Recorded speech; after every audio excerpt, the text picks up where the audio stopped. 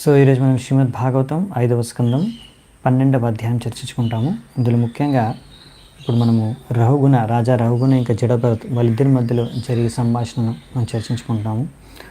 So ఈ యొక్క అధ్యాయంలో ఈరోజు మనం చూస్తాము, ఒక 16 శ్లోకాలు ఉన్నాయి ఇందులో. సో ఇందులో ముఖ్యంగా మనం చర్చించుకునేది భక్తుల సాంగత్యం యొక్క ప్రాముఖ్యత, ఇంకా గురువు యొక్క అవసరం అనే విషయాలు ఇక్కడ చర్చ జరుగుతుంది. సో మనము మంగళాచరణ చూసుకొని చర్చించుకుందామంట మొదటి శ్లోకం నుంచి. ఓం అజ్ఞానతిమిరాంధస్య జ్ఞానాంజనాశలాకయా చక్షురున్మిలితం యేన తస్మై శ్రీ గురవే నమః. శ్రీచైతన్యమనోభీష్టం స్థాపితం యేన భూతలే స్వయం రూపः కదా మహ్యం దదాతి స్వపదాంతికం. వందేహం శ్రీగురూన్ శ్రీయుతాపదకమలం శ్రీగురూన్ వైష్ణవాంశ శ్రీరూపం సాగరజాతం సహగణ రఘునాథాన్వితాం తం సజీవం సాద్వైతం సావధూతం పరిజనసహితం కృష్ణచైతన్యదేవం శ్రీరాధాకృష్ణపాదాన్ సహగణలలితాశ్రుతీనామినే. నమస్తే సారస్వతే దేవే గౌరవాణీ ప్రచారిణే నిర్విశేష శూన్యవాదీ పాశ్చాత్యదేశతారిణే. నమో మహావదన్యాయ కృష్ణప్రేమప్రదాయతే కృష్ణాయ కృష్ణచైతన్య నామినే గౌరత్విసే నమః. హే కృష్ణ కరుణా సింధో దీనబంధు జగత్పతే గోపేశ గోపికా కాంత రాధాకాంత నమోస్తుతే. తప్త కాంచన గౌరాంగీ రాధే వృందావనేశ్వరి వృషభానుసుతే దేవి ప్రణమామి హరిప్రియే. నీలాచల నివాసాయ నిత్యాయ పరమాత్మనే బలభద్ర సుభద్రాభ్యాం జగన్నాథాయ తే నమః. వాంఛాకల్పతరుభ్యశ్చ కృపా సింధుభ్య ఏవ చ పతితానాం పావనేభ్యో వైష్ణవేభ్యో నమో నమః. జయ శ్రీ కృష్ణ చైతన్య ప్రభు నిత్యానంద శ్రీ అద్వైత గదాధర శ్రీవాసాది గౌరభక్తవృంద. హరే కృష్ణ కృష్ణ కృష్ణ హరే హరే హరే రామ రామ రామ హరే హరే. హరే కృష్ణ. సో మొదటి శ్లోకం నుంచి చూద్దామంటే, ఇప్పుడు రాజా రఘుగుణ అడుగుతున్నాడు, మాట్లాడుతున్నాడు జడభరతుడితో. సో దాని తర్వాత మొదటి 4 శ్లోకాలు రాజా రఘుగుణ కొన్ని విషయాలు అడుగుతాడు, చెబుతాడు. దాని తర్వాత జడభరతుడు దానికి సమాధానం ఇస్తాడు, మాట్లాడతారు. సో అవి చూద్దామంట. రఘుగణ ఉవాచ నమో నమః కారణ విగ్రహాయ స్వరూపతుచ్చీకృత విగ్రహాయ నమోవధూత ద్విజబంధులింగా నిగూఢ నిత్యానుభవాయ తుభ్యం. సో ఇక్కడ ఆయన తన ప్రణామాలను అర్పించుకుంటున్నాడు. ఎవరు? రాజా రఘుగుణ జడభరతుడికి. నువ్వు ఎంతో శ్రేష్టమైన వ్యక్తివి, మీరు ఆ భగవంతుడికి అభిన్నం. మీ యొక్క ప్రభావం ద్వారా ఈ శాస్త్రాల్లో ఉన్న అన్ని రకాల కాంట్రడిక్షన్స్, అంటే వ్యతిరేక ఉండే వాక్యాలన్నీ కూడా, లేకపోతే డౌట్స్, సంశయాలన్నీ కూడా తొలగిపోతాయి. మీరు ఇలా బ్రాహ్మణ వేషంలో ఒక మిత్రుడి రూపంలో వచ్చి మీరు మీ యొక్క అసలైన ఆధ్యాత్మిక స్థితిని మీరు దాచి ఉంచారు. అటువంటి మీకు నా ప్రణామాలు అని చెప్తున్నారు. సో ఇక్కడ మనకు తెలిసిందే ఒక విషయం ఏంటంటే, స్వయంగా భగవంతుడి యొక్క అవతారం అయిన రిషభదేవుడి యొక్క ప్రథమ సంతానమే ఈ భరత మహారాజు. సో ఈ జడభరతుడు ఆ భరత మహారాజు యొక్క 3వ జన్మ. సో ఆయన ఆ విధంగా తన తండ్రి లేకపోతే భగవంతుడి యొక్క ప్రతినిధిగా ఇక్కడ వ్యవహరిస్తున్నారు. సో ఆ విధంగా మనం అర్థం చేసుకోవచ్చు. సో ఈ విధంగా ఇక్కడ ఆయన్ని ఉల్లేఖిస్తున్నారు. నెక్స్ట్ శ్లోకం వచ్చేసి ఇప్పుడు ఇంకో శ్లోకంలో కూడా చెప్తారు ఆయన గురించి. జ్వరామయార్తస్య యథాగతం సత్ నిధాగదగ్ధస్య యథా హిమాంబః కుదేహమానా హి విదష్టదృష్టే బ్రహ్మన్ వచస్తే మృతమౌషధం మే. ఓ బ్రాహ్మణుల్లో శ్రేష్టమైన వ్యక్తివి నువ్వు. నా శరీరము అంతా కూడా కలుషితమైన పదార్థాలతో నిండి ఉంది. ఇంకా నా దృష్టి కూడా ఈ అహంకారం అనే సర్పం ద్వారా కాటేయబడింది. అందుకే నా దృష్టి మొత్తం అహంకారంతో నిండి ఉంది. ఈ విధంగా నేను అన్ని భౌతిక దృష్టికోణంతో చూడడం కారణంగా ఇది నాకు భవరోగం ఉంది. ఇది నా రోగం. కానీ మీ యొక్క వాక్యాలు, ఉపదేశాలు ఏవైతే ఇచ్చారో అవి అమృతం. అవి ఒక మంచి సరైన మందు, ఔషధంలా పనిచేస్తున్నాయి. ఎవరికైతే ఇటువంటి రోగం, జ్వరం ఉందో, అలా ఏ జ్వరం ఉన్న వాడికైతే, లేకపోతే బాగా ఎండకి, వేడికి మాడిపోయే వ్యక్తికి చల్లటి నీళ్ళు ఎలాంటి ఉపశమనాన్ని కల్పిస్తాయో అటువంటి ఉపశమనమే మీ వాక్యాల ద్వారా నాకు కలిగింది అనేది రఘుగుణ యొక్క ఉద్దేశం కూడా. తస్మాద్భవంతం మమ సంశయార్థం పక్ష్యామి పశ్చాత్ అధునా సుబోధం అధ్యాత్మయోగగ్రతితం తవోక్తం ఆఖ్యాహి కౌతూహలచేతసో మే. ఇంకా నాకు కొన్ని విషయాల గురించి సంశయాలు ఉన్నాయి, సందేహాలు ఉన్నాయి. ఆ విషయాల గురించి నేను తప్పకుండా మిమ్మల్ని అడుగుతాను తర్వాత. ఇప్పటికైతే మీరు ఇప్పుడు ఈ యొక్క ఆధ్యాత్మ యోగ గురించి మీరు చాలా విషయాలు నాకు చెప్పారు. మీరు చెప్పిన ఆ విషయాలు నాకు ఇంకా సరిగ్గా అర్థం కాలేదు. అందుకే దయచేసి నాలాంటి వారికి అర్థమయ్యే విధంగా ఒక సరళ భాషలో ఇంకా సింపుల్గా నాకు ఎక్స్ప్లెయిన్ చేయండి, వర్ణించండి. నా మనస్సు అయితే చాలా ఇచ్చతో ఉంది తెలుసుకోవాలని. ఇంకా ఈ విషయాలు ఇంకా నాకు స్పష్టంగా తెలియాలనే కోరికతో ఉన్నాను. సో దయచేసి నాకు కొంచెం ఇంకా వివరంగా, ఈజీగా అర్థమయ్యేలా వివరించండి. సో ఇలా గురువు దగ్గరికి వెళ్ళి ప్రశ్నలు అడగడం, అర్థం కాకపోతే సందేహాలు ఏవైనా ఉంటే, ప్రశ్నలు ఉంటే మళ్ళీ వివరించమని అడగడం, ఇది పద్ధతి. జ్ఞానాన్ని తెలుసుకునే పద్ధతి, సరైన జ్ఞానాన్ని తెలుసుకునే పద్ధతి. తద్విద్ధి ప్రణిపాతేన పరిప్రశ్నేన సేవయ ఉపదేక్ష్యంతి జ్ఞానం జ్ఞానినస్తత్వదర్శినః.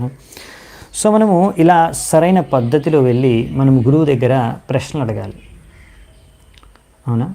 కానీ దానికన్నా ముందు మనకు శరణాగతం అవ్వాలి. తద్విద్ధి ప్రణిపాతేన శరణాగతం అవ్వాలి గురువుకి శరణాగతులై. ఇక్కడ ఎలాగైతే జడభరతుకు ముందు ఆయన వెంటనే పల్లకి దిగేసి ప్రణామాలు అర్పించేసి క్షమాపణ అడిగేసి తర్వాత ఆయన ప్రశ్నలు అడుగుతున్నాడు. పరిప్రశ్నేన సేవయ, తర్వాత సేవ కూడా చేయాలి. ప్రశ్న అడిగేసి డిమాండ్ చేయలేము మనం ఆన్సర్ని, సేవ చేయాలి. ఇక్కడ మనకి ప్రభుపాల ద్వారా ఒక ముఖ్యమైన వాక్యం రాస్తున్నారు. సో ఈ మూడు, ఇది విధి విధానం అన్నమాట. మనము శరణాగతం అవ్వాలి అంటే మనకు సంపూర్ణమైన శ్రద్ధ. ఈయన శరణు తీసుకుంటే ఆయన తప్పకుండా నన్ను భగవంతుడి దగ్గర తీసుకెళ్తాడు, సరైన దారి చూపిస్తాడు, భగవద్ మార్గాన్ని, భగవద్ లోకానికి వెళ్ళడానికి అనే నమ్మకం. దాంతో ఆయన ఏం చెప్పినా నేను అది వింటాను, అర్థం చేసుకోవడానికి ప్రయత్నిస్తాను, పాటించడానికి ప్రయత్నిస్తాను. అది శ్రద్ధ.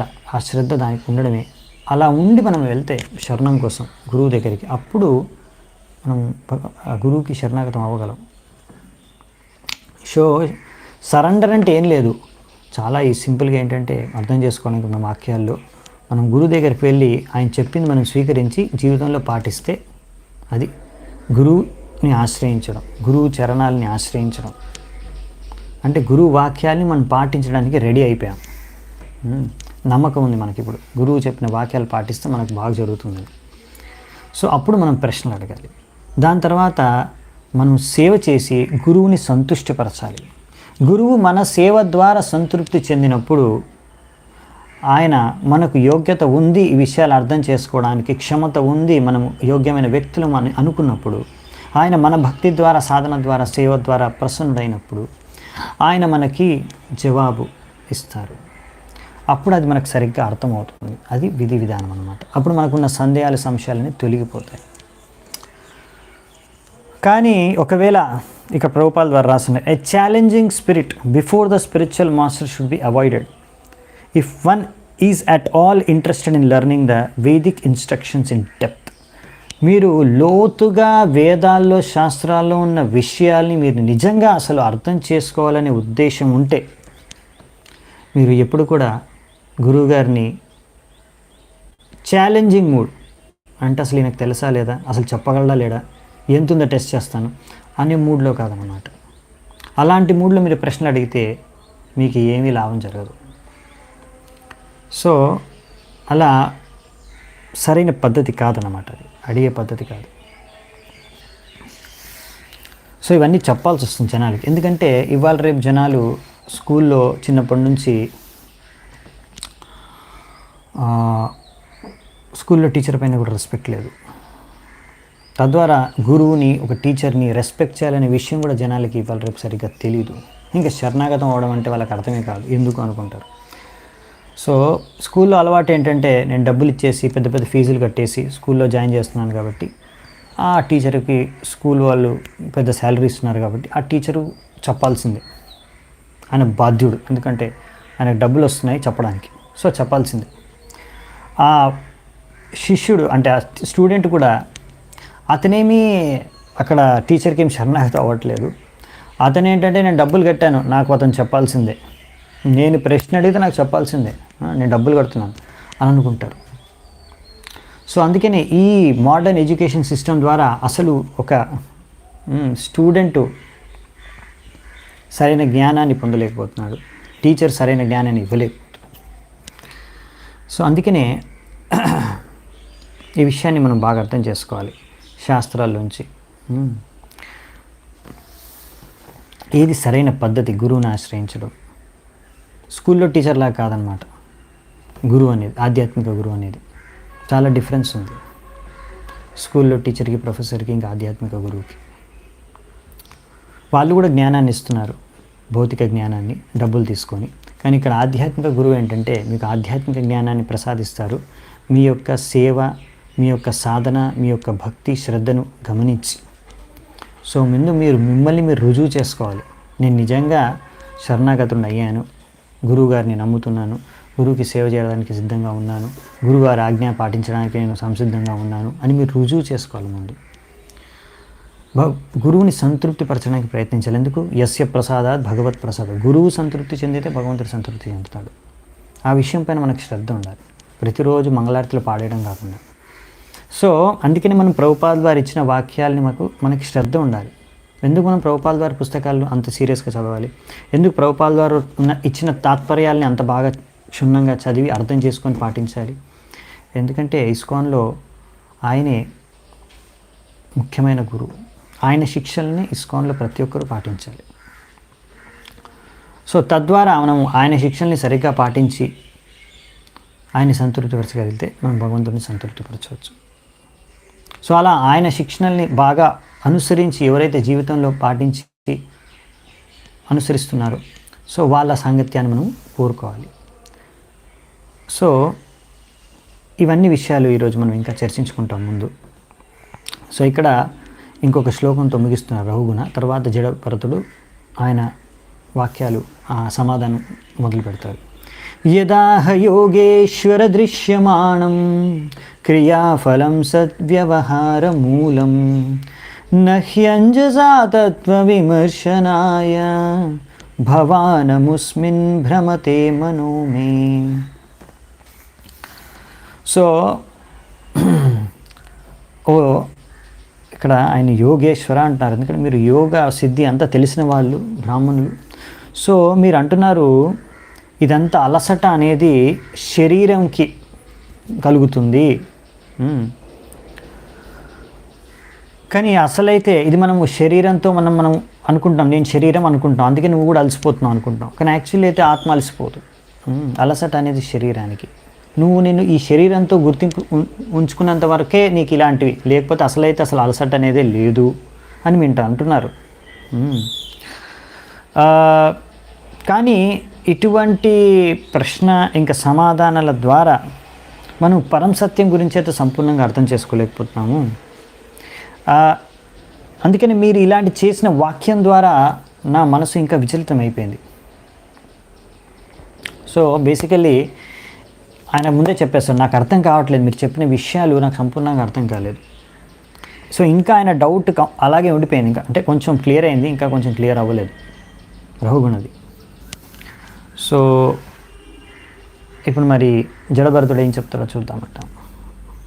అందుకే ఈ సంవాదం అనేది ఈ చాప్టర్ కాదు, ఇంకో నెక్స్ట్ చాప్టర్ కూడా నడుస్తుందన్నమాట. ఇంకా కంటిన్యూ అవుతుంది. ఇంకా చాలా విషయాలు జడభరతుడు రహుగుణకు చెప్తారు. బ్రాహ్మణ ఉవాచ అయం జనో నామచ్చలన్ పృథివ్యాం యః పార్థివ కస్య హేతో తస్యాపి చాంగ్ర్యోరధిగుల్పజంగా జానూరుమధ్యోరశిరోధరాంశాః అంశేదిదార్వేషిభికా చ యస్యాం సౌవీరరాజేత్యపదేశ ఆస్తే యస్మిన్ భవాన్ రూఢ నిజాభిమానో రాజాంసి సింధూష్వితి దుర్మదాంధః. సో రెండు శ్లోకాలు ఒకేసారి చూద్దామంటే అర్థము. సో ఇప్పుడు జడభరతుడు ఏం చెప్తున్నాడంటే, సో ఈ భౌతిక ప్రపంచంలో ఎన్నో రకాల కలయికలు ఉంటాయి, రకరకాల పరివర్తన జరుగుతుంటాయి ప్రకృతిలో, ఈ యొక్క మట్టిలో. సో ఆ విధంగా కొన్ని పరివర్తనల ద్వారా రకరకాల శరీరాలు సృష్టించబడతాయి. అలాంటి కొన్ని శరీరాలు ఈ పల్లకిని మోస్తున్నాయి, పల్లకిని మోసే వారిలాగా వ్యవహరిస్తున్నాయి కొన్ని శరీరాలు. కొన్ని శరీరాలు ఏమో కదలట్లేదు, రాళ్ళు ఉన్నాయి, అవి కదలవు, ఒకే దగ్గర ఉంటాయి. ఏదైతే ఏమి అన్నీ కూడా శరీరం, మన శరీరమైన రాయైన ఈ ప్రకృతిలోని పదార్థాలు ముఖ్యంగా పృథివీ నుంచే పుట్టుకొచ్చాయి. మీరు ఈ శరీరంలో ఏమైనా తీసుకోండి, కాళ్ళు, చేతులు, మెడ, తల, ఏదైనా సరే అన్ని అంగాలు కూడా ఇప్పుడు భుజాల పైన మోస్తున్న ఈ భుజాలు కూడా దేనిపైనైతే రాజా సౌవీర పాలనకి మోస్తున్నారు ఈ భుజాలు కూడా, ఇంకా రాజా రూపంలో ఉన్న శరీరం, రాజు శరీరం పల్లకిలో తిరుగుతున్న రాజు శరీరమైన సౌవీరుది కూడా అన్నీ కూడా ఈ పృథ్వీ ప్రకృతి నుంచే తయారైనవి. సో మీరేమో నేను రాజా, ఈ మొత్తం రాజ్యానికి, సౌవీర రాజ్యానికి నేనే రాజా అనేసి మీరు ఊహించుకొని తిరుగుతున్నారే అని చెప్తున్నారు ఇక్కడ. సో ఇప్పుడు మళ్ళీ స్పష్టం చేస్తున్నారు ఏంటంటే, శరీరం అలసిపోయినంత మాత్రాన ఆత్మ అలసిపోదు అని. సో ఈ విషయాన్ని మనం అర్థం చేసుకోవాలన్నమాట. నెక్స్ట్ శ్లోకాల్లో దీన్ని ఇంకా బాగా మళ్ళీ ఎక్స్ప్లెయిన్ చేస్తారు. ఇక్కడ ఇంకో పాయింట్ కూడా చెప్తున్నారనమాట. సో అందుకని మనము ఈ శరీరాన్ని అర్థం చేసుకోవాలి. శరీరం సపరేటు, ఆత్మ సపరేటు, పరమాత్మ సపరేటు. ఈ విషయం తెలుసుకోక కొంతమంది ఏంటంటే ఆత్మ పరమాత్మ శరీరం అంతా ఒకటే అనుకుంటారు, లేకపోతే ఆత్మ పరమాత్మ ఒకటే అనుకుంటారు. అలా అనేసి కొంతమంది దరిద్ర నారాయణ అనే పేర్లు కూడా సృష్టిస్తూ ఉంటారు. సో ఆత్మ ఇప్పుడు పరమాత్మ ఇప్పుడు దరిద్రుడు అయిపోరు, అంటే నారాయణుడు ఇప్పుడు దరిద్రుడు అయిపోడు. సో ఈ శరీరం కష్టపడవచ్చు, శరీరం అన్ని రకాల నష్టపోవచ్చు, కానీ ఇలా ఆత్మ పరమాత్మకి ఎప్పుడు ఏమీ కాదు. ఆత్మ పరమాత్మ ఎప్పుడు అసలు ఆనందాన్ని కానీ దుఃఖానికి, భౌతిక ఆనందం దుఃఖం ఇవన్నిటికీ అతీతం. సో ఈ విషయాన్ని వాళ్ళకి మెల్లిమెల్లిగా ఇంకా ఎక్స్ప్లెయిన్ చేస్తారు జడభరతుడు. శోచ్యాని మాంస్త్వం అధికష్టదీనాన్ విష్యాని గృహ్ణన్ నిరనుగ్రహోసి జనస్య గోప్తాస్మి విఘత్తమానో నశోభసే వృత్త సభాషు దృష్ట. సో ఇంకేం చెప్తున్నారంటే, ఇక్కడ పాపం అమాయకులు ఈ నలుగురు పల్లకిని మోస్తున్నారే, పల్లకి మోసేవాళ్ళు డబ్బులు కూడా మీరు ఇవ్వట్లేదు వాళ్ళకి, డబ్బులు కూడా ఇవ్వకుండా వాళ్ళని పల్లకి మోయిస్తున్నారే, ఇది ఎంత అన్యాయం చేస్తున్నారు వారి వైపు, మీరు ఎంత కష్టం వాళ్ళకి కలిగిస్తున్నారు మీరు. తప్పకుండా అది వాళ్ళది దయనీయమైన పరిస్థితి, ఎందుకంటే బలవంతంగా వారి చేత మీరు పల్లకిని మోయిస్తున్నారు. దీని ద్వారా అర్థమయ్యేది ఏంటంటే మీరు ఎంత క్రూరులు, మీకు ఏమాత్రం దయాదాక్షిణ్యాలు లేవు. ఇంకా అంతేకాకుండా మీకు అహంకారం, నేనే మొత్తం సామ్రాజ్యాన్ని పరిపాలిస్తున్నాను, అందరిని పరిరక్షిస్తున్నాను, ప్రజలందరినీ నేనే రక్షిస్తున్నాను అనే ఒక భ్రమ. ఇది చాలా టూ మచ్గా ఉంది. నువ్వు ఎంత పెద్ద మూర్ఖుడు అంటే ఈ విషయాన్ని నువ్వు అర్థం చేసుకోవట్లేదు. ఎవరైనా విద్వానుల యొక్క సంఘంలో, సమాజంలో, సమూహంలో నువ్వు వెళ్తే వాళ్ళు ఎవరు కూడా నిన్ను గొప్పవాడిగా స్వీకరించరు. అంటే తెలివైన వాళ్ళు ఎవరు కూడా, పండితులు కూడా మిమ్మల్ని అసలు గొప్పవాడిగా గుర్తించరు అని చెప్తున్నారు. సో ఇక్కడ విషయం ఏంటంటే, ఇప్పుడు రాజా రహుగుణతో సమస్య ఏంటంటే, అతను నేనే రాజు, అంతా నాదే, నేను ఎలాగంటే అలాగ వ్యవహరించవచ్చు, నేను ఏదంటే అది చేసుకోవచ్చు, ఇదంతా నా సంపత్తే, ఎవరితో ఎలాగైనా వ్యవహరించవచ్చు, అన్నీ కూడా నా ఇంద్రియ తృప్తికి వినియోగించుకోవచ్చు అనే భావనతో ఉన్నాడే. ఈ భావనను ఏ బ్రాహ్మణులు కూడా, లేకపోతే ఏ పండితులు కూడా, ఏ గురువులు కూడా సమర్థించరు. ఎందుకంటే ఇది సరైన చేతన కాదు. ఒక రాజుకి అర్థం చేసుకోవాల్సింది ఏంటంటే, ఆయన నరదేవ. ఎలా ఆయన నరదేవ అంటే భగవంతుడికి ప్రతినిధి, అంటే భగవంతుడి తరఫున ఆయనకు సేవకుడిగా అందరికీ సేవ చేస్తున్నాడు. ఇది ఒక సేవ ఆయనది అనే విషయాన్ని ఆయన గ్రహించి ఆ చేతనతో ఆయన పరిపాలించాలి. నేను భగవంతుడి సేవకుడిని, దాసుడిని అనే విధంగా. అంతేగాని ఇదంతా నా రాజ్యం, నేను నాకు ఇష్టం వచ్చినట్టు నా ఇంద్రియ తృప్తికి వినియోగించుకుంటాను అనుకుంటే తప్పు. ఇంకా అర్థం చేసుకోవాలి, మొత్తం రాజ్యం కూడా, ప్రజలు కూడా, అందరూ కూడా భగవంతుడి సేవకే. అందుకనే బ్రాహ్మణులు ప్రతి ఒక్కటి కూడా భగవంతుడి సేవకి, మానవ కళ్యాణం కోసం కృషి చేస్తారు. గురువులు, సాధువులు, బ్రాహ్మణులు, వైష్ణవులు. అందుకనే వారికి రాజు అనే వ్యక్తి చాలా సన్మానించాలి. ఎందుకంటే అదే ముఖ్యమైన కార్యం కనుక దాన్ని ప్రోత్సహించాలి, వాళ్ళని సమర్థించాలి, వాళ్ళకి కావాల్సిన సహాయం చేయాలి, వాళ్ళని రక్షించాలి. అందుకే అది రాజు యొక్క కర్తవ్యం. ఎందుకంటే వాళ్ళు ముఖ్యమైన కార్యాన్ని, అసలైన కార్యాన్ని చేస్తున్నారు కనుక. సో కానీ ఇప్పుడు రాజుకి ఇలాంటి ఒక అలా యాటిట్యూడ్ ఉంటే అది సరైంది కాదనమాట. మనం చూస్తాము, చాలా కథలు ఉన్నాయి మన పురాణాల్లో. ఎప్పుడైతే పరశురాముడి యొక్క తండ్రిని, జమదగ్నిని కూడా కార్తవీర్య అర్జున్ చంపేస్తాడు. ఎందుకు అంటే ఆయన కామధేను ఆవు కావాలి, ఇవ్వలేదంటే చంపేస్తాడు. అలా అహంకారం. ఈ బ్రాహ్మణుడికి ఎందుకు ఇంత మంచి ఆవు నాకు కావాలి, నా సంపత్తి, నా రాజ్యంలో ఉన్న అంతా నాదే. ఇది తప్పు. ఎందుకంటే బ్రాహ్మణులు ఆవుల ద్వారా వచ్చే ఎన్నో పదార్థాల ద్వారా యజ్ఞాలు, భగవంతుడికి రకరకాల ఆరాధనకి కావాల్సిన అన్ని, అంటే నెయ్యి కానీ, పాలు కానీ, పెరుగు కానీ, ఇవన్నీ కూడా, ఆ గోమూత్రం అన్నీ కూడా ఇవన్నీ ఆవు నుంచి వస్తాయి. ఆవు పేడ ఇవన్నీ కూడా యూజ్ చేస్తారు భగవంతుడి సేవకి, యజ్ఞంకి. సో అందుకనే బ్రాహ్మణులకు చాలా అవసరం భగవంతుడిని సంతృప్తిపరచడానికి. సో ఆ విషయాన్ని అర్థం చేసుకోకుండా కొంతమంది రాజులు అలా అపహరించుకుంటున్నారు వాళ్ళకు అవసరం కోసం. సో అందుకనే వాళ్ళకి చాలా దండన, శిక్షణ లభించింది బ్రాహ్మణుల ద్వారా. అక్కడ పరశురాముడు దండించాడు కార్తవీర్య అర్జున్ని అలాంటి తప్పు చేసినప్పుడు. ఇంకా ముందు కూడా ఒకసారి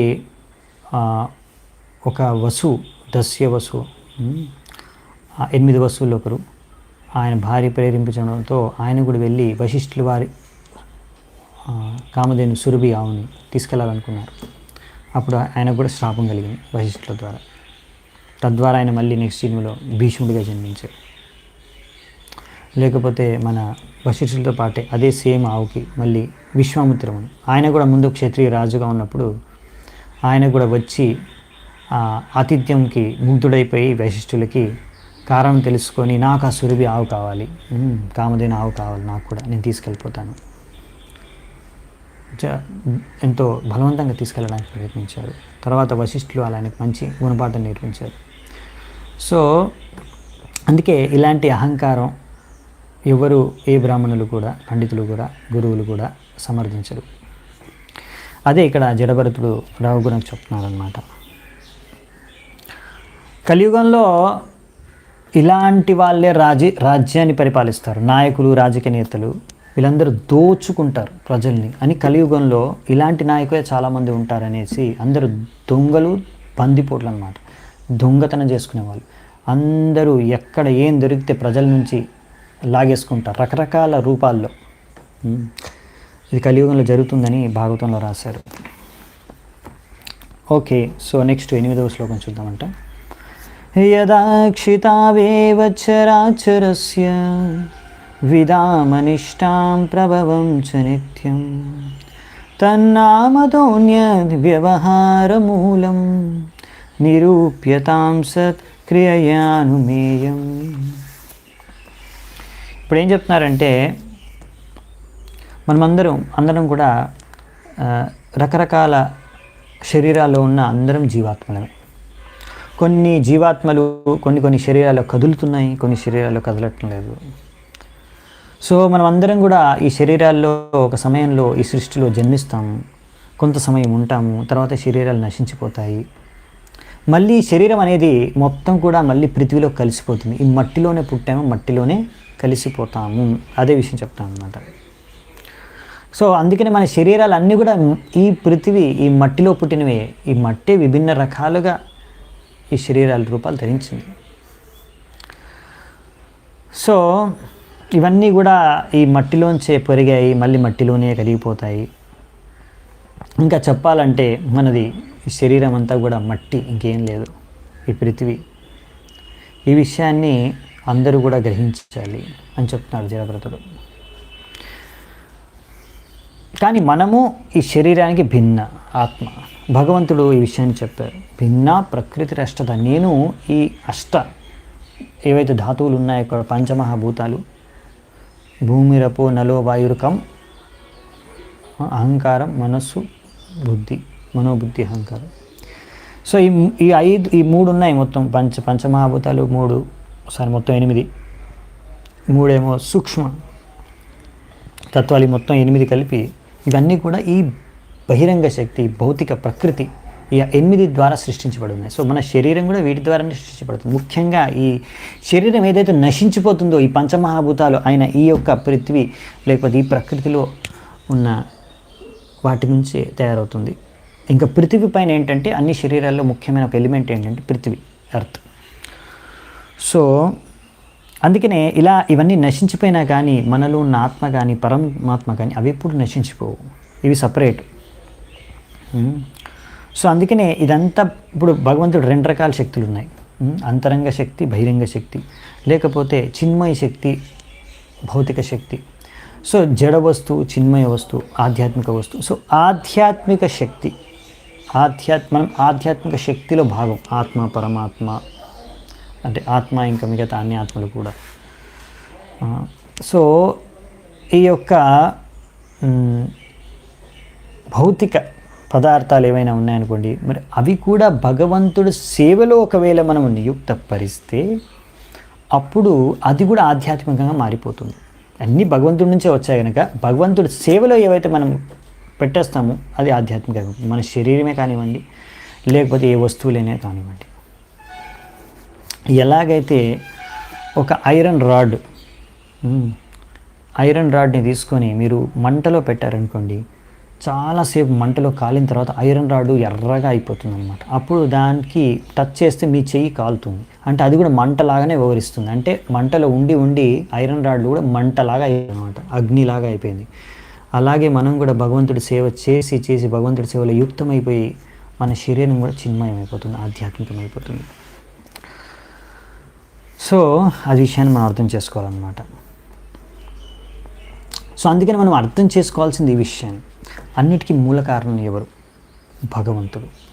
ఆ భగవంతుడి నుంచి ఈ సృష్టి వచ్చింది. ఈ సృష్టిలో ఎన్నో రకాల పరివర్తనలు, ఈ పృథ్వీలో ఎన్నో రకాల పరివర్తనల ద్వారా రకరకాల శరీరాలు నిర్మితం అవుతున్నాయి. కానీ ఇలా అన్నిటికీ మూల కారణం ఆ భగవంతుడు. సో ఎలాగైతే మట్టి నుంచి మనం ఎన్నో పాత్రలు తయారు చేసుకోవచ్చు, అన్ని పాత్రలు కూడా మట్టి నుంచే వస్తున్నాయి. సో మట్టి అనేది అసలైన మూల కారణం అని తెలుసుకుంటే అన్ని పాత్రలు మనకు తెలిసినట్టే.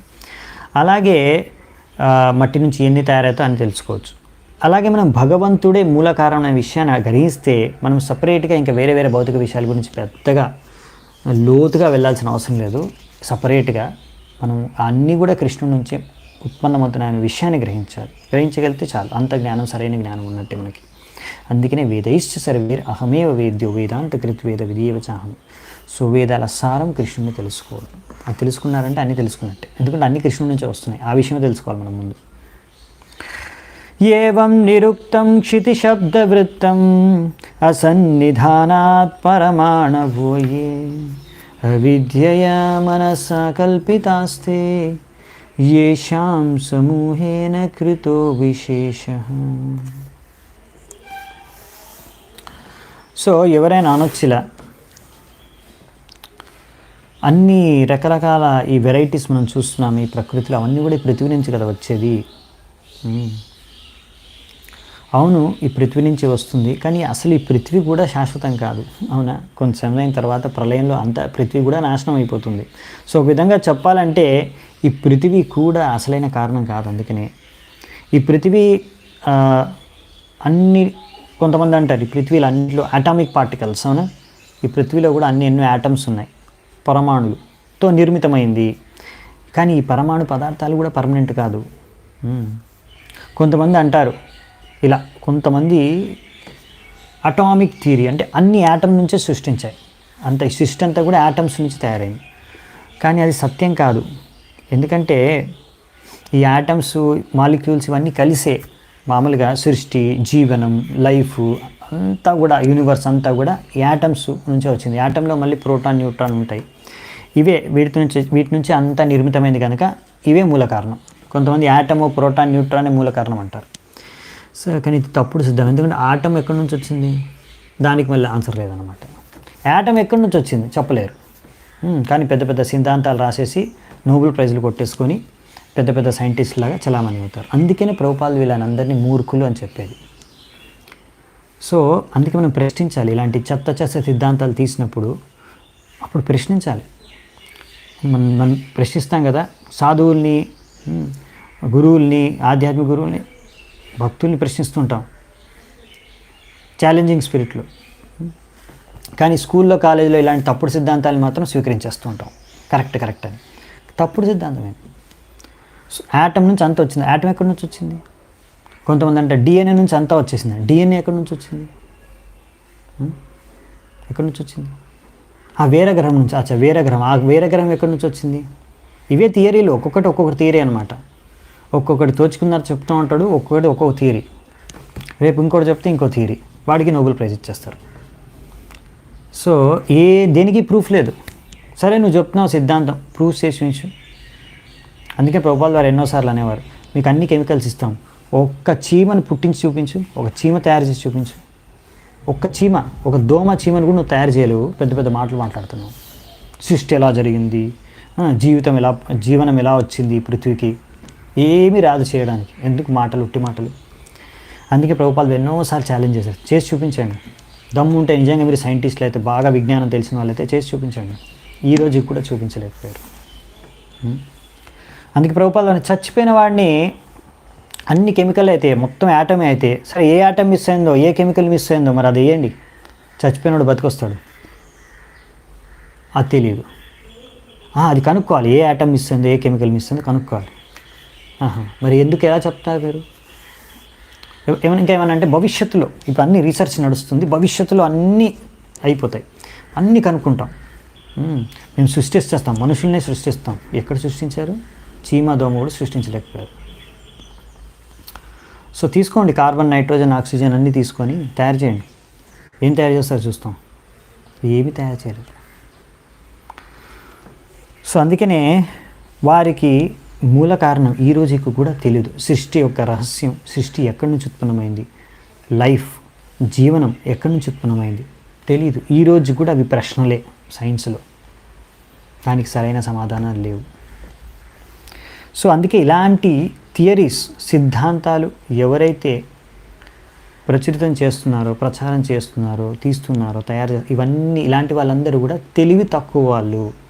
బయట సైంటిస్టుల పేరుతో వెళ్తూ ఉంటారు వాళ్ళు, కానీ మన శాస్త్రం ప్రకారం ప్రభుపాల్ వారు రాశారు ఇక్కడ, అన్ఇంటెలిజెంట్ పీపుల్ అంటే తెలివి లేని వాళ్ళు. సో అందుకనే సరైన తెలివైన వాళ్ళు అర్థం చేసుకుంటారు, ఇవన్నీ కూడా కృష్ణుడి నుంచి, భగవంతుడి నుంచి ఉత్పన్నమవుతున్నాయని. ఆ ఆన్సర్ వాళ్ళ దగ్గర లేదు, భాగవతంలో, భగవద్గీతలో ఉంది. సో అదే భగవద్గీతలో కృష్ణుడు అహం సర్వస్య ప్రభవో మత్తః సర్వం ప్రవర్తతే, అన్నీ కూడా నా నుంచి వచ్చాయని చెప్తున్నారు. అలా ఎవరైనా చెప్పగలరా? ఓన్లీ కృష్ణుడు మాత్రమే చెప్పగలడు, ఎందుకంటే ఆయన సృష్టికర్త. భూమిరపోనలో వాయుర్ కమ్మనో బుద్ధిరేవచ అహంకారం ద్వితీయం మే భిన్న ప్రకృతిరష్టత. ఈ 8 విషయాలు నాకు సపరేట్, దాని నుంచి సృష్టి, భౌతిక సృష్టి నిర్మితమైందని చెప్తున్నారు. సో నెక్స్ట్ 10వ శ్లోకం. ఏవం కృష్ణం స్థూలమనుర్బృహద్యద్ అసచ్చ సజ్జీవమజీవమన్యత్ ద్రవ్యస్వభావశయకాలకర్మ నామ్నా జయా వేహి కృతం ద్వితీయం. ఈ యొక్క సృష్టే శాశ్వతం కాదు, ఇంకా అందులో ఉన్నవి ఎక్కడ శాశ్వతం అవుతాయి, అందులో పుట్టినవి ఎక్కడ శాశ్వతం అవుతాయి. సో అందుకనే ఇలా ఒకటి పొట్టిగా ఉంది, ఇందులో ఈ తేడా ఉంది, ఒకటి లావుగా ఉంది, ఒకటి బక్కగా ఉంది, ఒకటి పెద్దగా ఉంది, ఇలా ఈ పదార్థం ఆ పదార్థం ఇవన్నీ కూడా కల్పితమే. అందుకే ఇవన్నీ కూడా ఈ ప్రకృతి ఒడిలో పుట్టినవి, అన్ని పృథ్వీలోంచి తయారైనవి, మట్టిలోంచి పుట్టుకొచ్చినవి. సో అందుకనే మీరు తెలుసుకోవాల్సింది ఏంటంటే ఇవన్నీ కూడా ప్రకృతి ద్వారా పుట్టుకొచ్చినవే, ఇవన్నీ కూడా శాశ్వతమైనవి కావు. సో నెక్స్ట్ 11వ శ్లోకం చూద్దామంట. జ్ఞానం విశుద్ధం పరమార్థమేకం అనంతరం త్వభిర్బ్రహ్మ సత్యం ప్రత్యక్ ప్రశాంతం భగవత్ శబ్ద సంజ్ఞం యద్వాసుదేవం కవయో వదంతి. చూడండి ఇక్కడ ఏం చెప్తున్నారు. మరి అసలైన పరమసత్యం ఏంటి అడిగారు కదా ముందు రఘుగుణ. మనం ఇలాంటి చర్చల ద్వారా మనం పరమసత్యం ఎలా తెలుసుకుంటామని ఇప్పుడు చెప్తున్నారు. సో మరి ఇదంతా అదే చెప్పేది, ఇది పరమసత్యం కాదు, ఈ జడ జగత్తు కాదు పరమసత్యం. మరి పరమసత్యం ఏంటి? ఆ పరమసత్యం ఏంటంటే ఆ పరమసత్యం అది ఈ భౌతిక గుణాలు, భౌతిక పదార్థాలకే అతీతం. ఆ పరమసత్యమే మనకు ముక్తికి మార్గాన్ని ఇస్తుంది, ముక్తి ప్రసాదిస్తుంది. సో ఇది మన కల్పనకే అతీతం. సో ఈ పరమసత్యాన్ని మొదటి స్థాయిలో తెలుసుకోవడమే బ్రహ్మజ్యోతిగా గుర్తించడం, అర్థం చేసుకోవడం. తర్వాత యోగులు ఈ పరమసత్యాన్ని ఇంకొంచెం హయ్యర్ లెవెల్లో అర్థం చేసుకుంటారు పరమాత్మ రూపంలో. దాని తర్వాత సంపూర్ణంగా భక్తులు అర్థం చేసుకుంటారు భగవంతుడిగా. ఈ పరమసత్యమే ఆ వాసుదేవ భగవంతుడిగా. ఇదే రాశారు ఇక్కడ. యద్వాసుదేవం కవయో వదంతి. అసలైన తెలివైన వాళ్ళు భగవంతుడు వాసుదేవుడే పరమసత్యం అనే విషయాన్ని గ్రహిస్తారు. అంతకన్నా కొంచెం లోవర్గా ఉండేవాళ్ళు యోగులు పరమాత్మగా, ఇంకా స్టార్టింగ్లో నియోఫైట్ అనమాట, కొత్తగా ఆధ్యాత్మిక ప్రపంచ మార్గంలో ప్రయాణించే వాళ్ళు బ్రహ్మజ్యోతిగా గుర్తిస్తారు. అందుకే కొంతమంది నిరాకారవాదులు అంటారు, మాయావాదులు అంటాం మనం. సో ఈ నిరాకారవాదులు ఏంటంటే భగవంతుడికి ఆకారం లేదు అంటారు. సో వాళ్ళు ఎవరంటే ఇంకా స్టార్టింగ్ స్టేజ్లో ఉన్నారనమాట వాళ్ళు, ఇంకా ఈ ఆధ్యాత్మిక పదంలో. సో ఇంకా వాళ్ళు అంతా తెలుసుకోలేదన్నమాట, ఎదగలేదు ఇంకా. సో అలాంటి వాళ్ళు ఇలా భగవంతుడికి రూపం లేదని వాదించుకుంటుంటారు. అది మన మతంలోనే కానీ వేరే మతంలోనే కానీ. విషయం ఏంటంటే ఇలా భగవంతుడి రూపాన్ని ఇంకా గుర్తించిన వాళ్ళు ఇంకా చాలా కింద స్థాయిలో ఉన్నారన్నమాట. ఎందుకంటే భగవత్ రూపం సాక్షాత్కారం అయ్యేది చాలా ఉన్నతమైన స్థాయిలో. ఆ విషయాన్ని మనకి ఇక్కడ శాస్త్రాల్లో బాగా చెప్పారు. ఇది ఈ బ్రహ్మజ్యోతి అనేది ఇది వెలుగు, కాంతి, భగవంతుడి శరీరం నుంచి వచ్చే కాంతి. చైతన్య చరితామృతంలో రాశారు ఏమని? యదద్వైతం బ్రహ్మోపనిషది తదప్యస్య తనువు, భగవంతుడి యొక్క తనువు నుంచి బయటకు వచ్చిన కాంతి, అది బ్రహ్మజ్యోతి. కానీ భగవంతుడి శరీరం నుంచి వచ్చిన కాంతే అంతా అనుకుంటే ఎలా? కాంతి ఎక్కడి నుంచి వస్తుంది? భగవంతుడి నుంచి. ఆ భగవంతుడిని తెలుసుకోవడం సంపూర్ణమైన జ్ఞానం. అందుకనే ఇది అంత సహజం కాదు. వాసుదేవ సర్వం ఇది స మహాత్మ సుదుర్లభ అన్నారు. అందుకే భగవద్గీతలో వాసుదేవుడే సర్వం అనే విషయాన్ని అర్థం చేసుకోవడం సాధారణమైన విషయం కాదు. చాలామంది స్వీకరించరు. మీరు బయట అడగండి, ఏవేవో చెప్తారు. భగవంతుడు అంటే భగవంతుడికి రూపం లేదు, అది కాస్మిక్ ఎనర్జీ, ఇది ఒక పిచ్ అనమాట. ఇవాళ రేపు కాస్మిక్ అంటారు. ఏంటి కాస్మిక్? అదొక ఎనర్జీ, ఒక light, cosmic light, cosmic energy. ఇది ఒక పిచ్ నడుస్తుంది అనమాట మార్కెట్లో. భగవంతుడు శ్రీకృష్ణుడిగా స్వీకరించరు. ఇవన్నీ కాస్మిక్ లైట్ని, కాస్మిక్ ఎనర్జీని భగవంతుడిగా స్వీకరిస్తారు. ఇంకొంతమంది గాడ్ పార్టికల్, ఇలా చాలా చాలా సిద్ధాంతాలు, కాల్పనిక విషయాలు ఉన్నాయి మార్కెట్లో ప్రచురితం. సో వీటన్నిటిని భగవంతుడిగా స్వీకరిస్తారు. కానీ భగవంతుడు శ్రీకృష్ణుడు భగవంతుడిగా, వాసుదేవుని భగవంతుడిగా స్వీకరించడానికి చాలా కష్టం వాళ్ళకి. ఎందుకంటే అది చాలా రేరు. ఎవరైతే శ్రీకృష్ణుడు భగవంతుడిగా స్వీకరించారంటే చాలా రేర్. అందుకే కృష్ణుడి భక్తులు చాలా తక్కువ నంబరు. సో తక్కువ నంబర్లో ఉన్నంత మాత్రాన అదేంటి మరి అందరూ యాక్సెప్ట్ చేయరు. ఎందుకంటే చాలా తక్కువ మంది ఈ స్థాయికి చేరుకోగలరు. కృష్ణుడు భగవంతుడిగా, కృష్ణుడిని గుర్తించగలిగి స్వీకరించగలరు. సో అందుకే మీరు అందరూ కృష్ణుడు భగవంతుడిగా స్వీకరించారంటే మీరు చాలా దుర్లభమైన వ్యక్తుల్లో ఒకరు. సమహాత్మ సుదుర్లభ. ఎవరైతే ఇలా వాసుదేవ సర్వం, కృష్ణుడే సర్వం అని స్వీకరిస్తారో వారిని మహాత్మా అనాలి. ఎవరిని బట్టి వారిని మహాత్మా అనలేము. ఆ విషయం కూడా గ్రహించాలి. భగవద్గీతలో ఇచ్చారు ఈ శ్లోకం. అతన్ని మహాత్మా అంటారు. వదంతి తత్వవిదస్ తత్వం యజ్ఞానమద్వయం బ్రహ్మేతి పరమాత్మేతి భగవానితి శబ్దతే. ఇది ఒక్కసారి కాదు, పదే పదే చెప్పారు. ఈ శ్లోకంలో చెప్పారు. ఇంతకు ముందు కూడా మనం మొదటి స్కందంలో కూడా ఈ శ్లోకాన్ని చూసాం. ఫస్ట్ లెవెల్ బ్రహ్మన్, తర్వాత పరమాత్మ, తర్వాత భగవాన్. అండర్స్టాండింగ్. సో ఈ అండర్స్టాండింగ్ ఎలా వస్తుంది? గురువు దగ్గరికి వెళ్ళి నేర్చుకోవాలి. తద్విద్ధి ప్రణిపాతేన పరిప్రశ్నేన సేవయా ఉపదేక్ష్యంతి తే జ్ఞానం జ్ఞానినస్తత్వదర్శినః. సో ఇలా సరైన ప్రామాణికమైన గురువు దగ్గరికి వెళ్ళకపోతే మనం సరైన విషయాలు నేర్చుకోలేము. మనం ఇప్పుడు నేర్చుకోగలుగుతున్నాము ఎందుకు అంటే ప్రభుపాల్ వారి పుస్తకం నుంచి. సో అందుకని ప్రభుపాల్ వారు దగ్గర నుంచి మనం నేర్చుకుంటున్నాం. ప్రభుపాల్ వారు మనకి పుస్తక రూపంలో వచ్చేసి ఆయన తాత్పర్యాల రూపంలో మనకి ఇవన్నీ తెలియజేస్తున్నారు. ఆ విషయాన్ని మనం గ్రహించి మనం సేవ చేసుకోవాలి ప్రభుపాల్ వారి మిషన్కి, ఇస్కాన్కి. అప్పుడే మనం ఈ విషయాలు సరిగ్గా మనకు జీర్ణం అవుతాయి. మనం ఆధ్యాత్మిక జీవితంలో ప్రగతి సాధించగలం. సో ఇవన్నీ కూడా మనం పాటించాలి విన్నవి. నెక్స్ట్ 12వ శ్లోకం. ఇప్పుడు రఘుగుణకి ఇంకో విషయం చెప్తున్నారు, చాలా ముఖ్యమైన విషయం. రఘుగుణై తపసా నయాతి నచ్చేజ్యయా నిర్వపణాద్ గృహాద్వా నచ్చందసానైవ జలాగ్ని సూర్యై వినా మహత్పాదరజోభిషేకం. ఇది చాలా ఇంపార్టెంట్ శ్లోక, చాలా అద్భుతమైన శ్లోక. ఇంకా చెప్పాలంటే ఈ అధ్యాయంలో మొత్తం అన్ని శ్లోకాల కన్నా కూడా చాలా ఇంపార్టెంట్ శ్లోకం ఇది. ఇప్పుడు రఘుగుణకి ఏం చెప్తున్నాడు? ఓ రాజా రఘుగుణ, ఒక వ్యక్తి వినా మహత్పాద రజోభిషేకం.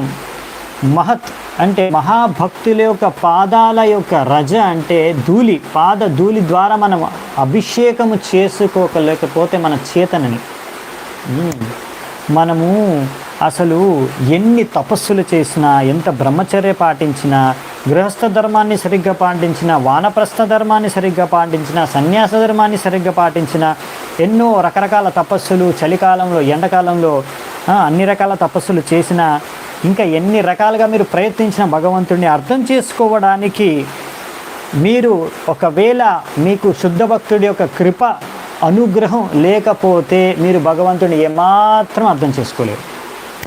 సో తపస్సు, రకరకాల వేరే వ్రతాలు, ఇంకా రకరకాల వర్ణాశ్రమ ధర్మము యొక్క కార్యకలాపాల ద్వారా భగవంతుడిని మనం అర్థం చేసుకోలేము. సో మనం భగవంతుడి యొక్క శుద్ధ భక్తుడి యొక్క కృప, ఆ కృప అంటే ఎప్పుడైతే మనం వాళ్ళ యొక్క పాద రజోభిషేకంతో మనం వాళ్ళ పాద యొక్క ధూళితో మనం అభిషేకం చేసుకోవడం అంటే ఆ మట్టిని మొత్తం నెట్టి మీద చల్లుకుంటే సరిపోదు. దాని అర్థం ఏంటంటే పాదాల ధూళిని మన నెట్టిపైన తల్లుకోవడం ఏంటంటే వారు చెప్పే వాక్యాల్ని మనము స్వీకరించి, వాళ్ళు ఇచ్చిన ఆదేశాలని మనం స్వీకరించి మన జీవితంలో పాటించడం. ఆ విషయాన్ని ప్రభుపాల్ గారు చాలా క్లియర్గా రాస్తారు తాత్పర్యంలో. మనం కన్ఫ్యూజ్ అవ్వాల్సిన అవసరం లేదు. సో మన చేతనను వారి యొక్క శిక్షణల ద్వారా, ఆదేశాల ద్వారా, ఉపదేశాల ద్వారా మన చేతన నిండిపోవాలి. అప్పుడు మనము భగవంతుడి గురించి అర్థం చేసుకోగలం. వేదేషు దుర్లభం ఆత్మభక్తౌ. సో భగవంతుడి యొక్క భక్తుడు మాత్రమే ఈ యొక్క సరైన దుర్లభమైన జ్ఞానాన్ని మనకు ప్రసాదించగలడు. సో శుద్ధ భక్తుడు మాత్రమే. శుద్ధ భక్తుడు అంటే ఎవరు? అన్యాభిలాషిత శూన్యం జ్ఞాన కర్మాద్యనావృతం. మనకు భక్తుల సామృతంలో చెప్పారు కదా, ఏమాత్రం వేరే ఆశ లేకుండా, వేరే ఆశలన్నీ శూన్యం, జ్ఞాన కర్మం పైన ఏమాత్రం ఆధారపడకుండా సంపూర్ణంగా అహైతుకి భక్తి చేసుకునేవారు భగవంతుడి సంతృప్తి కోసం, ఆయనకు నచ్చిన విధంగా, ఆయన చెప్పిన విధంగా. సో అందుకనే మనం మరి ఏం చేయాలి? ఎన్ని తపస్సులు ఎన్ని వ్రతాలు చేయడం కన్నా ముఖ్యమైనది ఏంటంటే భగవంతుడి యొక్క శుద్ధ భక్తుడికి సేవ చేసుకోవాలి. మనం భగవంతుడి యొక్క శుద్ధ భక్తుడికి సేవ చేసుకుంటే తద్వారా మనం తప్పకుండా అలా భగవంతుడి గురించి అర్థం చేసుకోవచ్చు అని ఇక్కడ రాస్తున్నారు. అదనమాట భగవంతుడి యొక్క శుద్ధ భక్తుడికి సేవ చేసుకోవడం. ఎలా సేవ చేసుకుంటాం? చాలా సింపుల్. ఆయన చెప్పిన వాక్యాలను మనం విని మనం దాన్ని పాటించడం, దీన్ని వాణి సేవ అంటారు. ఇంకోటి వాపు సేవ అంటే పర్సనల్ కూడా వెళ్ళి ఆయన ఆ శుద్ధ భక్తుడి యొక్క ఎన్నో కార్యాల్లో మనం సహాయం చేయడం, ఆయన ప్రచారం చేస్తే ప్రచారంలో సహాయం చేయడం, లేకపోతే ఆయన దినచర్యలో ఎన్నో కార్యక్రమాలు, ఆయన బట్టలు ఉతకడం, లేకపోతే ఆయన కోసం వంట వండడం, లేకపోతే ఇలా ఎన్నో కార్యాలు మనం ఫిజికల్ సర్వీసెస్ కూడా పర్సనల్గా కూడా వెళ్ళి చేయొచ్చు. వాపు సేవ అంటారు. సో ఇలా మనం వాపు సేవ వాణి సేవ రెండు చేయవచ్చు అన్నమాట. సో అలా చేస్తేనే మనం భక్తిలో భగవంతుడి గురించి అర్థం చేసుకోగలం. యత్రోత్తమ శ్లోక గుణానువాదః ప్రస్తూయతే గ్రామ్య కథా విగాతః నిషేవ్యమానోనుదినం ముముక్షోర్ మతిం సతీం యచ్చతి వాసుదేవే. అసలు మరి ఎవరు ఈ శుద్ధ భక్తులు?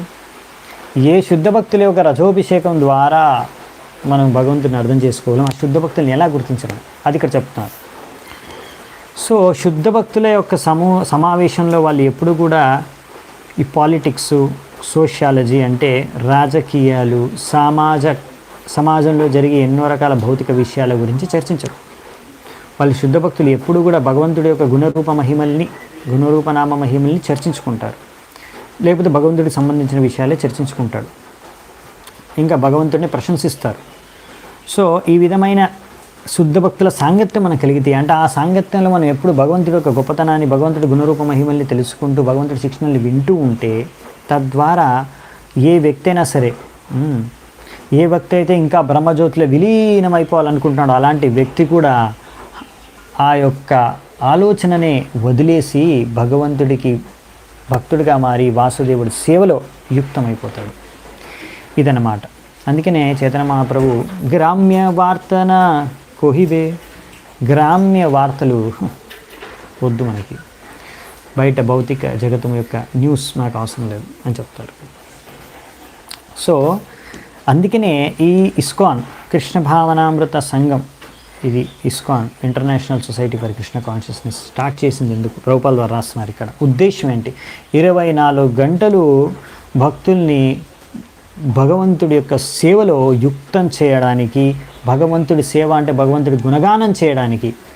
సో ఈ యొక్క స్టూడెంట్స్ ఎవరైతే ఉన్నారో ఇస్కాన్లో, వారి ముఖ్యమైన ఉద్దేశం ఏంటంటే పొద్దున 5 నుంచి రాత్రి 10 వరకు వాళ్ళు ఏం చేస్తారంట? ఈ రాజకీయాలు, సమాజంలో జరిగే భౌతిక విషయాలు, ఇంకా కరెంట్ ఈవెంట్స్, న్యూస్ ఇవన్నీ చర్చించకుండా వాళ్ళు అవి ఎలాగో వాటితో వాడు వెళ్తుంటాయి. సమాజంలో ఎవడో పుడతాడు, చస్తాడు, జరుగుతూనే ఉంటాయి అవి. ఇప్పుడు ఎండాకాలం ఉంటే తర్వాత వానాకాలం వస్తుంది, వానాకాలం తర్వాత ఇంకో కాలం వస్తుంది, అవి నడుస్తూనే ఉంటాయి. మనం చూడాల్సింది ఏంటంటే భగవంతుడి గురించి గుణగానం చేయడం, కీర్తించడం, భగవంతుడికి సేవ చేసుకోవడం, ఇది భక్తులు చేసే పని.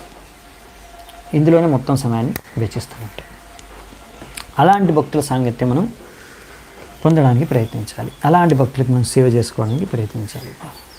అహం పురా భరతో నామ రాజా విముక్త దృష్టా శ్రుత సంగబంధ ఆరాధనం భగవత ఈహ మానో మృగో భవం మృగ సంగార్థతార్థ. ఇప్పుడు భరతుడు అంటే జడభరతుడు తన గురించి చెప్తున్నాడు. అసలు అడిగాడు కదా, అసలు మీరు ఎవరు, ఎలా, ఎక్కడి నుంచి వచ్చారని. ఇప్పుడు చెప్తున్నాడు, నేను ఎవరు, అసలైతే నేను ఎవరిని, పోయిన జన్మలో, ముందు జన్మల్లో నేను మహారాజు భరతుడిని. అప్పుడు నేను అన్ని భౌతిక విషయాలు, రాజ్యాన్ని అంతా త్యాగం చేసేసాను. భగవంతుడికి భక్తి చేసుకోవాలనే ఉద్దేశంతో, భగవంతుడి సాక్షాత్కారం కలిగి నేను సంపూర్ణంగా వేదాలని అర్థం చేసుకొని ఆ తద్వారా భగవంతుడి సేవ చేసుకోవాలనే ఉద్దేశంతో నిమగ్నం అయిపోయినప్పుడు నా దురదృష్టం కాకపోతే నేను ఒక తప్పు చేశాను. ఒక చిన్న జింక పిల్లకి నేను ఆసక్తున్నైపోయాను. అలా ఎంత ఆసక్తున్నైపోయానంటే నా భక్తి కార్యాలను నిర్లక్ష్యం చేశాను. దాని కారణంగా ఆ జింక గురించి ఆలోచిస్తూ చచ్చిపోయాను. తర్వాత నా మరుజన్మలో జింకని పుట్టాను. సో ఇది ఇప్పుడు భరత్ మహారాజ్ తన స్టోరీ ఎందుకు చెప్తున్నాడు అంటే, ఇప్పుడు ఇంతకుముందు చెప్పిన దానికి ఆయన స్టోరీ కనెక్షన్ ఎందుకు చెప్తున్నాడు ఇప్పుడు భరత్ మహారాజ్ ఉద్దేశం ఏంటంటే, ఇలా వినా మహత్పాదరజోభిషేకం, అలా శుద్ధ భక్తుడు యొక్క కృప మనకు ఏం లేకుంటే, సో మనము శుద్ధ భక్తుడి రజోభిషేకం అంటే ఏంటి, ఆయన ఆదేశాలను పాటించడం. సో మనం అలా గురువు మనకు అర్థం చేసుకోవాలంటే శుద్ధ భక్తుడు ఎవరంటే ఈజీగా అంటే మనం ఎవరైతే ప్రామాణికమైన గురువులు ఉన్నారో వారి యొక్క ఆదేశాలను మనము, ఎవరైతే మన గురువు ఉన్నారో ఆయన ఆదేశాన్ని మనం స్వీకరించి పాటించాలి. ఏ వ్యక్తి అయినా సరే గురువు వాక్యాల్ని వాళ్ళు పాటిస్తే వాళ్ళ జీవితంలో గురువు వాక్యాల అనుసారంగానే వాళ్ళు జీవిస్తున్నారు. ఈరోజు ఎందుకు నేను ఈ కార్యాన్ని చేస్తున్నాను, ఎందుకంటే నా గురువు ఇది చెప్పాడు చేయమని, ఇది చేస్తే నా గురువు ప్రసన్నుడు అవుతాడు, అందుకే నేను ఈరోజు ఈ పని చేస్తున్నాను, ఈ క్షణంలో నేను ఈ పని ఎందుకు చేస్తున్నాను, నేను ఎందుకు చెప్తున్నాను క్లాసు, ఎందుకంటే నా గురువు నాకు చెప్పారు నువ్వు ప్రచారం చేయను, అందుకే ప్రచారం చేస్తున్నాను, నా అథారిటీ నాకు చెప్పారు నువ్వు ప్రచారం చేయ, అందుకే ప్రచారం చేస్తున్నాను. సో మనం తెలుసుకోవాలంటే మనం ఏ కార్యం చేస్తున్నా సరే ఎందుకు చేస్తున్నాం, ఇది మా గురువు నాకు చెప్పారా, ఈ కార్యం చేయడం ద్వారా మా గురువుని ప్రసన్నుడు అవుతాడా అని ఒకే మాత్ర ఉద్దేశం, ఒకే బ్రెయిన్లో అదొక్కటే థాట్ ఉండాలి. ఆ థాట్తోనే మనం జీవిస్తే, ఆ థాట్తోనే మనం ప్రతి కార్యం చేస్తే మనం పతనమయ్యే అవకాశమే లేదు అని ప్రభుపాల్ వారు ఇక్కడ రాస్తున్నారు. If one always follows the orders of the spiritual master there is no question of falling down. So భయపడాల్సిన అవసరం లేదు. అయ్యో నేను పతనం అయిపోతానా, భరత్ మహారాజులా నేను పతనం అయిపోతానా, దేనికి నా ఆసక్తిని అయిపోయి పతనం అవ్వవు. ఎప్పటివరకైతే నువ్వు గురువు యొక్క ఆదేశాన్ని పాటిస్తున్నావో అప్పటివరకు పతనం అవ్వవు. సో మనం గురువుని ఆదేశాన్ని పాటించాలి. సో అందుకనే ఎప్పుడు కూడా మనము ఇక్కడ ప్రభుపాలు ఇంకో విషయాలు కూడా రాస్తారు. ఒక శిష్యుడు ఎప్పుడు కూడా నేను గురువు కన్నా పెద్దోడిని అయిపోయాను, నేను గురువుని అధిగమిస్తాను, ఇప్పుడు ఇంకా గురువు నాకు అవసరం లేదు, నేనే గురువుని, ఇంకా నాకెవరు గురువు అవసరం లేదు, నేను గురువు స్థానంలోకి వెళ్ళిపోయాను, ఇలాంటివన్నీ ఆలోచనలు పెట్టుకున్నాడంటే అయిపోయింది, ఇంకా ఆయన పని, అతను పతనం అయిపోయినట్టే. ఎందుకంటే గురువు మనకు అవసరం ఇప్పుడు కాదు, భగవద్ధామం వెళ్ళిన తర్వాత కూడా మనము డైరెక్ట్గా కృష్ణుడికి సేవ చేసుకోము, కృష్ణుడి యొక్క సేవకులకి మనం సేవ చేసుకుంటాం. మనది ఏంటంటే గోపీ భర్త పదకమలయోర్ దాసాను దాసాను దాస్, డైరెక్ట్ కృష్ణదాస్ కాదు, మనం గోపీ భర్త అంటే కృష్ణుడు, కృష్ణుడి యొక్క దాసానుల యొక్క దాసనులకు దాసం మాత్రమే. సో ఆ కృష్ణదాసులు ఎవరు, ఆయనే గురువు మనకి, గురువు ఆయన కృష్ణదాసుడు. సో ఆయన యొక్క దాసులం, లేకపోతే ఆయన దాసుల యొక్క దాసులం మనం. ఆ విషయం మనం అర్థం చేసుకోవాలి. ఇది మన శాశ్వతమైన పొజిషను, ఈరోజు రేపటి కాదు. ఓకే కొన్ని రోజుల వరకు, ఎన్ని రోజులు చూద్దాం ఈ గురువు, ఓకే ఈ గురువుని ఎన్ని రోజులు పాటించాలి, ఓకే దీక్ష ఎవరు పాటించాలి, మొదటి దీక్ష ఎవరక, రెండో దీక్ష ఎవరక, ఇంకెన్ని రోజులు పాటించాలి, ఎప్పుడు నేను ఇంకా అయినకన్నా కూడా అడ్వాన్స్ అయిపోతాను. సో ఆ విషయం మనం అర్థం చేసుకోవాలి. ఈ గురువుని మనం సంతృప్తి పరిస్తేనే యస్య ప్రసాదాత్ భగవత్ ప్రసాదో. సో ఇస్కాన్లో ఉన్న ప్రతి గురువు, ఇప్పుడున్న వర్తమాన ప్రతి ఒక్క గురువు ఒక లక్ష్యం, ఒకటే లక్ష్యం, శిల ప్రభుపాల్ వారిని ప్రసన్నం చేయడం. శిల ప్రభుపాల్ వారిని ప్రసన్నం చేసే వాళ్ళు భగవంతుడి కృష్ణుని ప్రసన్నం చేయగలరు. అందుకని మనం చూస్తాం కదా, మన ఇస్కాన్లో ఏ టెంపుల్కి వెళ్ళినా కానీ గురు పరంపరలో లాస్ట్ ఎవరు ఉంటారు, శిల ప్రభుపాల్ వారు, ఆయన తర్వాత ఇంకెవరు లేరు. అందరు గురువులు, ఇప్పుడు వర్తమాన గురువులు, భవిష్యత్తులో వచ్చే గురువులందరూ కూడా ప్రభుపాల్ వారిని ప్రసన్నం చేయడమే ఇస్కాన్లో ముఖ్యమైన లక్ష్యం. తద్వారా మనం కృష్ణుని ప్రసన్నం చేయగలం. ఇది మనకు స్పష్టంగా ఉండాలి. సో అందుకని మనము ఇలా ప్రభుపాల్ వారి శిక్షణల్ని గ్రహిస్తే కదా, అవి పాటిస్తేనే కదా ప్రభుపాల్ వారి ప్రసన్నమయ్యేది. అందుకని మనం ప్రభుపాల్ వారి పుస్తకాలు చదవాలి, ఇంకొకరికి ప్రచారం చేయాలి, ఎందుకంటే ప్రభుపాల్ వారు అదే కోరుకున్నారు. సో ఈ విధంగా మనము గురువుని ప్రసన్నం చేస్తే అప్పుడు మనం కృష్ణుని ప్రసన్నం చేయవచ్చు. సో ఇప్పుడు ఎంత మీరు కఠోరమైన భక్తి చేసుకున్నా, ఒకవేళ గురువు నుంచి మార్గదర్శనం తీసుకోకుంటే, గురువుని కన్సల్ట్ చేయకపోతే పతనం అయ్యే అవకాశం ఉంది. అందుకే ఇక్కడ చూడండి, భరత్ మహారాజు ఆయన ఇలా జింక పట్ల ఆసక్తుడైపోయాడే, జింక పట్ల ఆసక్తి పెరిగిపోతూ ఉంది, కానీ ఆ సమయంలో అతను గురువుని ఆశ్రయించలేదు. ఆ సమయంలో ఆయన పక్కన గురువు లేడు, ఏ భక్తులు లేరు, అవునా? ఆయన్ని కాపాడడానికి, ఆయన చెప్పడానికి, ఆయన్ని మందలించడానికి, ఆయన్ని సరైన దారిలో పెట్టడానికి ఆ సమయంలో గురువు లేడు, ఆయన గురువు దగ్గర వెళ్ళలేదు. సో అందుకనే ఇలా భక్తుల సాంగత్యంకి దూరంగా, గురువుకి దూరంగా, ఒంటరిగా ఎంత కఠోరమైన తపస్సు భక్తి చేసుకున్నా అదొక రోజు పతనానికి కారణం కావచ్చు, ఎందుకంటే ప్రొటెక్షన్ లేదు అక్కడ. సో అందుకని ఇక్కడ ప్రభుపాల్ వారు రాస్తున్నారు. సో ఇక్కడ భరత్ మహారాజ్ ఏంటంటే ఆ సమయంలో ఎప్పుడైతే జింక పట్ల ఆసక్తి పెరిగిపోయిందో ఆ టైంలో అతను గురువుని ఎప్పుడు సంప్రదించలేదు. తద్వారా ఏమైందంటే ఆ జింకకి ఎంత ఆసక్తుడైపోయాడంటే అతను తన ఆధ్యాత్మిక కార్యాలను, భక్తి కార్యాలనే మర్చిపోయాడు, నిర్లక్ష్యం చేశాడు, వదిలేశాడు. అందుకే పతనమైపోయాడు. అందుకే మనకు తెలియకుండానే మన భక్తి మార్గాన్ని నిర్లక్ష్యం చేయొచ్చు. మనకు తెలియకుండానే మనము భక్తి మార్గం నుంచి దూరం వెళ్ళిపోతున్నాము. ఆ విషయం మనం అర్థం కాదు. మాయలో పడ్డప్పుడు, భౌతిక ఆసక్తిలో మునిగిపోయినప్పుడు మనకు ఆ విషయం అర్థం కాకపోవచ్చు. సో అందుకనే చాలా జాగ్రత్తగా ఉండాలి మనం. సో మనం ఎలాంటి జాగ్రత్త తీసుకోవాలంటే ఎప్పుడు భక్తుల సాంగత్యంలో లేకపోతే గురువు సాన్నిధ్యంలో ఉండాలన్నమాట. గురువు సంపర్కంలో కానీ, మంచి భక్తుల, శుద్ధ భక్తుల యొక్క సంపర్కంలో, ఎలా చెప్పారు ఇంతకుముందు, అలా శుద్ధ భక్తుల సాంగత్యంలో ఉంటే, మంచి భక్తుల యొక్క సాంగత్యంలో ఉంటే వాళ్ళు మనల్ని రక్షిస్తారు. గురువు యొక్క సన్నిధంలో ఉంటే, గురువు యొక్క మార్గదర్శనంలో ఉండి, గురువుని సంప్రదిస్తూ ఉంటే అన్ని విషయాలకి మన గురువు సరైన మార్గదర్శనం చేస్తాడు. అలా వాళ్ళ మార్గదర్శనంలో మనం జీవితాన్ని పాటిస్తే అప్పుడు మన భక్తి జీవితం అనేది చాలా సురక్షితంగా ఉంటుంది. సో ఈ తప్పు భరత మహారాజు ఏదైతే చేశాడో అది మనం చేయకూడదు. అది నేర్చుకుంటేనే మనం భరత మహారాజు యొక్క కథ విన్నందుకు లాభం. అందుకనే భక్తుల సాంగత్యం, గురువు మనకు చాలా అవసరం మన భక్తి జీవితంలో. ఇది దీక్ష ఇచ్చేయగానే పని అయిపోదు. ఇంకా నాకు గురువుతో సంబంధం లేదు, దీక్ష దొరికిపోయింది, అయిపోయింది అనుకోండి. కాదు, అసలైనది ఏంటంటే శిక్ష. మనది దీక్షా పరంపర కాదు, శిక్షా పరంపర. మనది భాగవత్ పరంపర. భాగవత్ పరంపరలో ఏంటి? శిక్ష అనేది ప్రాముఖ్యత ఉంది. ఇక్కడ పరీక్షిత్ మహారాజు సుఖదేవ్ గోస్వామి నుంచి ఏం పొందాడు? శిక్ష. ఎంత ఇక్కడ మొత్తం భాగవతంలో ఎన్నిసార్లు చర్చించుకున్నాము సుఖదేవ్ గోస్వామి పరీక్షిత్ మహారాజుకి దీక్ష గురించి. ఇచ్చాడు దీక్ష, ఎప్పుడు ఇచ్చాడు, ఏందని. శిక్ష, ఏం శిక్షని ఇచ్చాడు, అదే శ్రీమద్ భాగవతం. ఇందులో మళ్ళీ ఏమున్నాయి? ఇప్పుడు జడభరతుడు ఏం చేస్తున్నాడు ఇక్కడ రఘుగుణకి? శిక్ష, టీచింగ్స్. అవునా? ఇలా ఎన్నో టీచింగ్స్ ఉన్నాయి. మొత్తం భాగవతం అంతా శిక్షలు, రకరకాల శిక్షణల గురించి ఉన్నాయి. ఇవన్నీ టీచింగ్స్. ఇవన్నీ మనం ముఖ్యంగా అర్థం చేసుకోవాల్సింది. మన పరంపరలో ముఖ్యమైనవి టీచింగ్స్. సో గురువు నుంచి, సాధువుల నుంచి, శాస్త్రాల నుంచి మనం నేర్చుకోవాల్సినవి శిక్ష. ఇది ఇంపార్టెంట్. దీని ద్వారా మనం ముక్తి పొందగలం, భక్తిలో ప్రగతి సాధించగలం. దీక్ష కూడా మనకు ఒక మంచి ప్రేరణ. ఇంకా మనకి అది కూడా భక్తి మార్గంలో ఉన్నతి సాధించడానికి మనకి దోహదపడుతుంది. ఇంకా దీక్ష తీసుకోవాలి. దీక్ష తీసుకోవడం అది ముఖ్యమైన ఉద్దేశం. దీక్ష తీసుకోవడం ఏంటంటే గురువుని పాటించాలి. గురువుని పాటించాలంటే ఏంటి? గురువు ఇచ్చిన శిక్షను పాటించాలి. అంటే గురువు ఇచ్చిన శిక్షను పాటించాలి.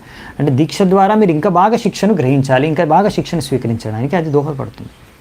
ముఖ్యమైన ఉద్దేశం దీక్ష అదే. మీ శిక్షను ఇంకా సీరియస్గా గ్రహించాలి. ఇప్పుడు కమిట్మెంట్ తీసుకుంటున్నాం గురువు దగ్గర. నేను ఇప్పుడు దీక్ష తీసుకుంటాను, నేను శిక్షను ఇంకా సీరియస్గా గ్రహిస్తాను ఇప్పుడు, ఎందుకంటే నేను ఆఫీషియల్గా నేను గురువుగా నేను స్వీకరిస్తాను. సో శిక్ష అనేది చాలా ఇంపార్టెంట్ అన్నమాట. సామాం స్మృతిర్ మృగదేహేపి వీర కృష్ణార్చన ప్రభవాను జహాతి అతో అహం జనసంగాద సంగో విశంకమానో వివృతశ్చరామి. సో ఇప్పుడు చెప్తున్నాడు, ఓ రాజా రఘుగుణ, కానీ నేను పూర్వపు ఎంతో నిజాయితీతో భగవంతుడికి భక్తి చేశానే, అందుకనే నేను నా పూర్వపు జన్మలో ఏమేం జరిగింది అంతా కూడా గుర్తుంచుకున్నాను. ఇంకా నాకు నెక్స్ట్ జన్మలో జింక శరీరం లభించినప్పుడు కూడా, ఆ జింక శరీరంలో ఉన్నప్పుడు నాకు పూర్వజన్మలో ఏం జరిగిందో అంతా గుర్తుంది. అందుకే నేను ఇలా పతనం అయిపోయినా కానీ నేను ఆ పూర్వపు చేసుకున్న భక్తి కారణంగా అన్ని విషయాలు భగవంతుడి కృప ద్వారా అన్ని గుర్తున్నాయి నాకు. అందుకే నేను ఈ భౌతిక సాంగత్యం నుంచి దూరంగా ఉంటాను, భౌతికవాదుల నుంచి దూరంగా ఉంటాను, ఈ కర్మిల నుంచి దూరంగా ఉంటున్నాను. అందుకనే ఇలా ఎవ్వరికీ అర్థం కాకుండా అందరికీ దూరంగా ఉండడానికే ఇలా వ్యవహరిస్తున్నాను. ఇలా నేను మూగోడు, చెవిటోడు, పిచ్చోళ్ళ ఎందుకు తిరుగుతున్నాను? వేరే వాళ్ళు అలా అనుకొని దూరంగా ఉంటున్నాను. అతను వీడిని ఎందుకు డిస్టర్బ్ చేయడం అని, మనతో వీడికి సంబంధం ఏంటని. సో నాకు అదే కావాలి, నన్ను డిస్టర్బ్ చేయకండి. నేను భగవంతుడి పైన ధ్యానం చేసుకుంటున్నాను, నన్ను పట్టించుకోకండి, నాకు మీ సంగతి అవసరం లేదు. సో అందరికీ దూరంగా అందుకే నేను ఉంటున్నాను. సో ఇక్కడ మనం ఒక విషయం, ముఖ్యమైన విషయం నేర్చుకోవాల్సింది ఏంటంటే, ఇలా ఒకవేళ భరత మహారాజు ఇక్కడ జింక శరీరం లభించినా ఆయన ఎప్పుడు కూడా ఆయన యొక్క పూర్వపు జన్మ విషయాల్లో ఏం జరిగిందనే విషయాన్ని మర్చిపోలేదు. ఇది భగవంతుడి యొక్క కృప. తద్వారా ఆయన సీరియస్గా తీసుకొని, అరే నేను తప్పు చేశాను పూర్వపు జన్మలో, ఈసారైనా ఆ తప్పు చేయకూడదు అని సరిదిద్దుకొని సరిగ్గా భక్తి చేసుకొని ఇప్పుడు ముక్తి పొందుతాడు ఈ 3వ జన్మల జడభరతుడు. సో తద్వారా ఆయన చేసుకున్న భక్తి ఎప్పుడు వృధా అవ్వలేదు. మీరు అనుకోవచ్చు, సరే అంత భక్తి చేసుకున్నాడు మళ్ళీ జింక్ అయిపోయాడు, ఏం లాభం, పతనం అయిపోయాడే. లేదు.